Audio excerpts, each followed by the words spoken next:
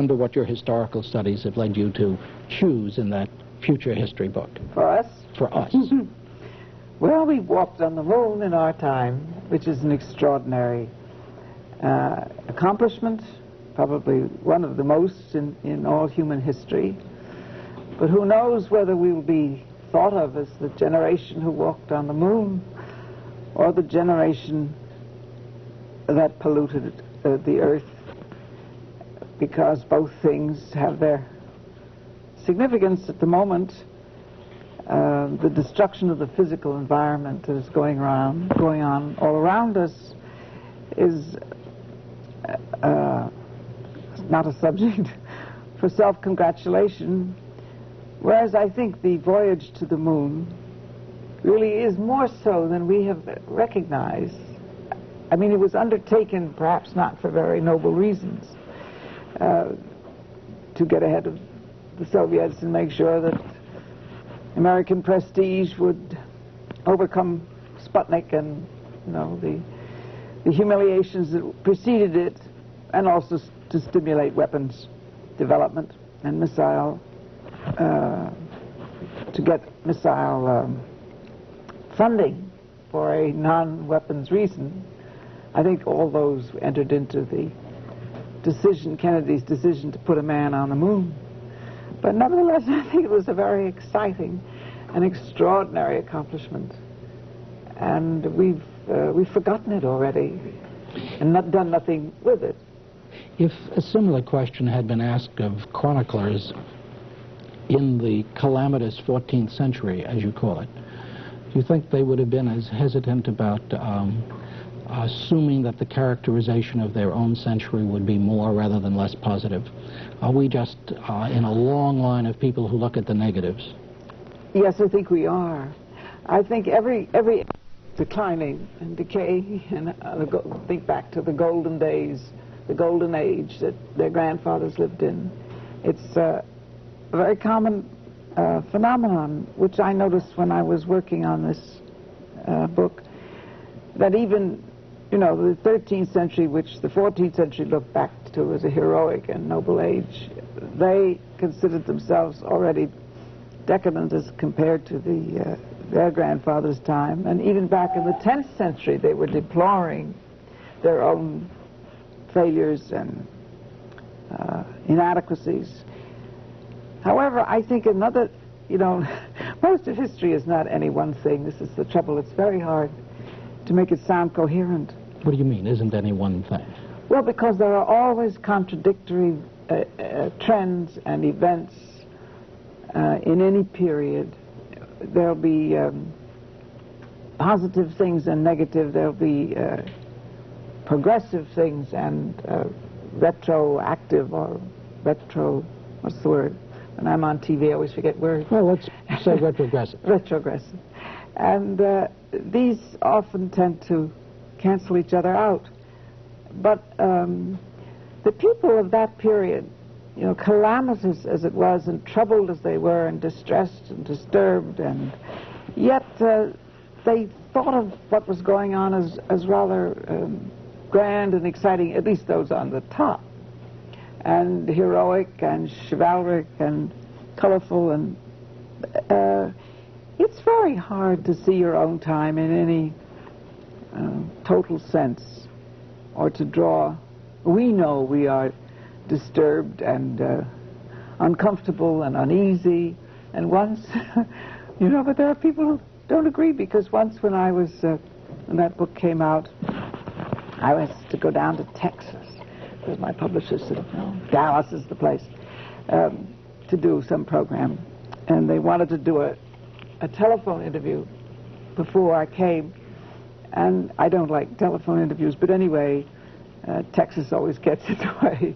The fellow said, you know, why had I called it a mirror, the usual question, and I said, well, I thought there were similarities in our time of disintegrating institutions, in a sense of forces beyond our control, and standards collapsing, and the norms all giving way, and general distress. And he said, We don't feel that way in Texas. That's wonderful. And I think, in a sense, you really don't feel that way. Yes, I do. About the 20th century? Oh, gosh, yes. And yet you think in terms, again, to use that expression of yours, that in human affairs, as in nature, decay, and you're talking about decay, is compost for new growth. So your pessimism is touched a bit by... Well, I don't say it's final. I've never said that. I said I think it's a very disturbed and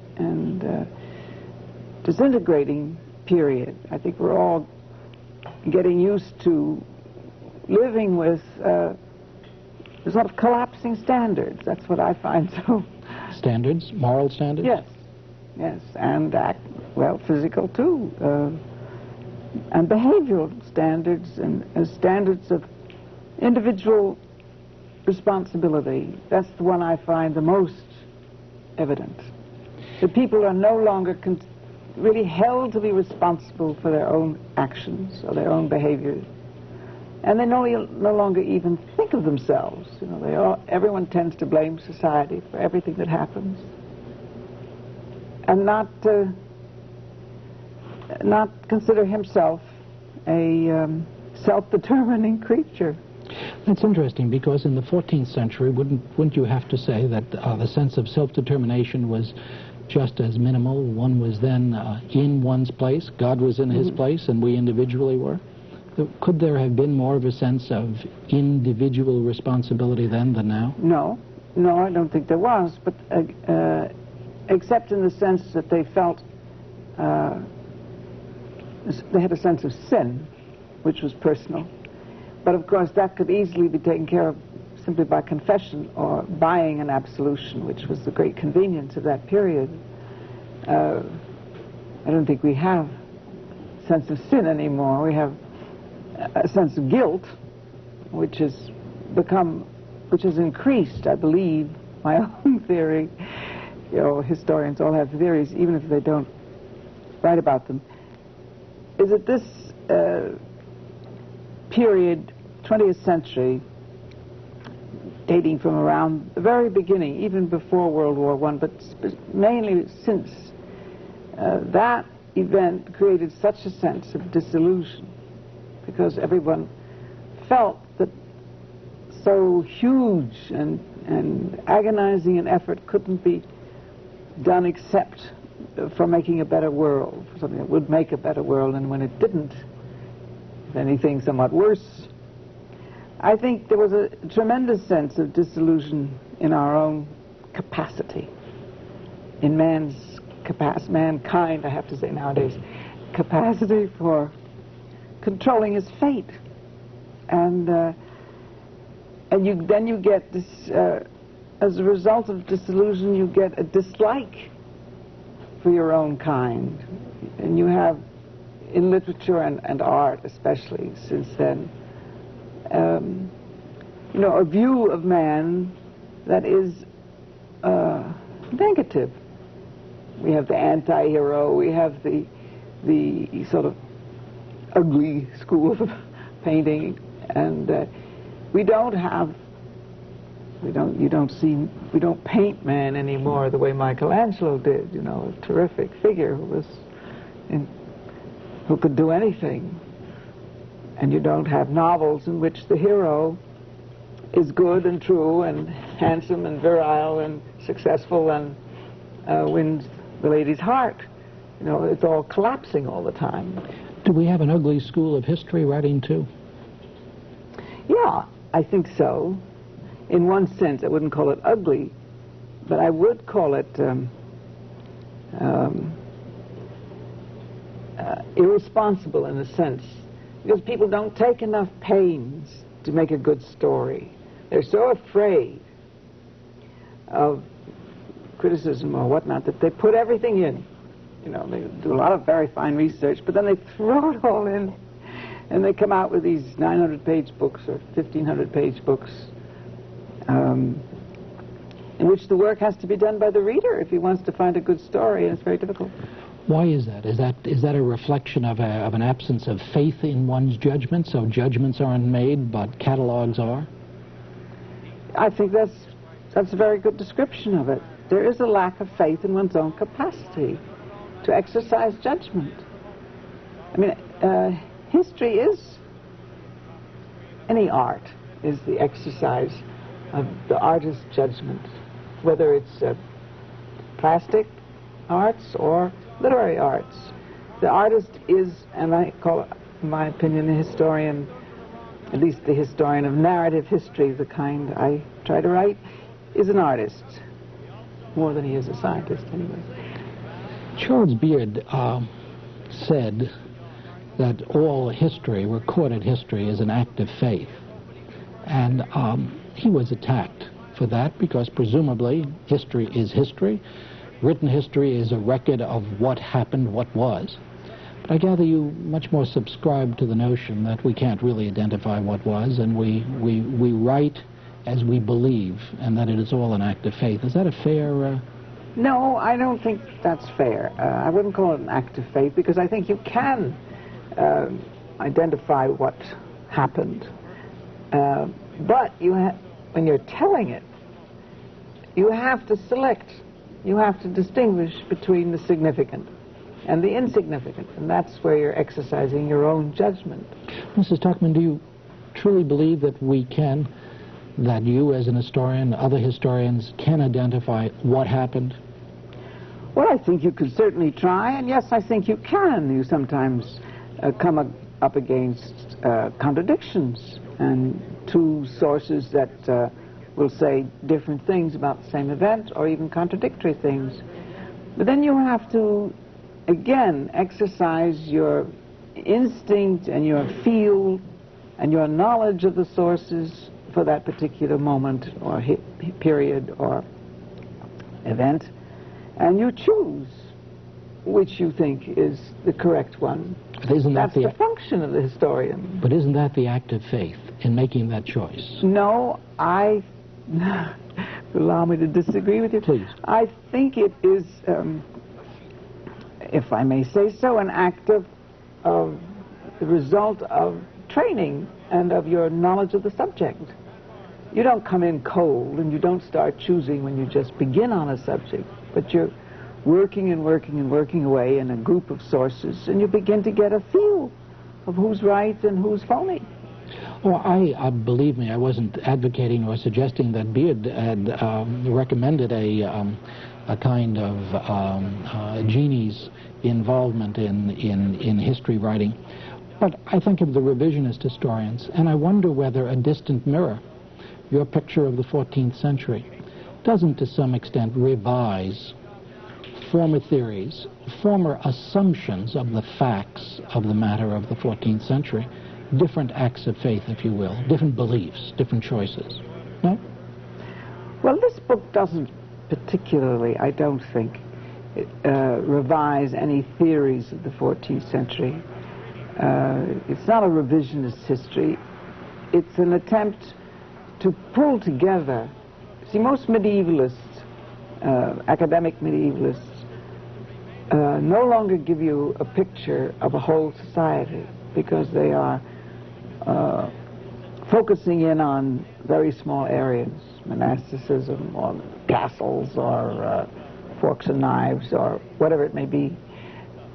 And it's very difficult to find a book written in the last 25 years that gives you any sense of the whole. And that's what I was trying to do. When I found originally, I thought I would look at this period because of the Black Death as the major disaster of, so far as we know, in recorded history. And since at the time I was thinking about it, we faced, or we might expect a similar thing, not in the sense of plague, but the bomb. I thought it'd be interesting to find out what was the result, what was the impact on society, and that's why I went to look at the 14th century, but then it became interesting per se. And then I just wanted to try and tell what it was like. Now, in your books on Stilwell and the China experience, or the Zimmerman affair telegram, or the coming of World War Were you there just putting things together in that way, or were you more likely to be reinterpreting? No, I don't think so. I was just putting things together. Zimmerman, I discovered, I just came across a reference to that in someone's memoirs, and it rang a bell of some kind, and then I looked into it. I found no one had written it. That's a gift from God when that happens, and it's very, very rare. And that's why I did that, just because I was first with it. The guns, I felt that 1914 was really the moment when the clock struck for our century, the beginning. And I was trying to find a way of writing a book on that moment, and I never did really come up with the right entry until I was introduced to an editor. He wanted to meet me because he wanted me to do a book on the first month of the First World War. It was his idea. And his name was Cecil Scott. He was then at Macmillan. And that's how that came about. Then The Proud Tower, which is the book I enjoyed most doing, was the result of the guns, because then I wanted to find out what kind of society this terrible event had come from, because I felt sure that anything as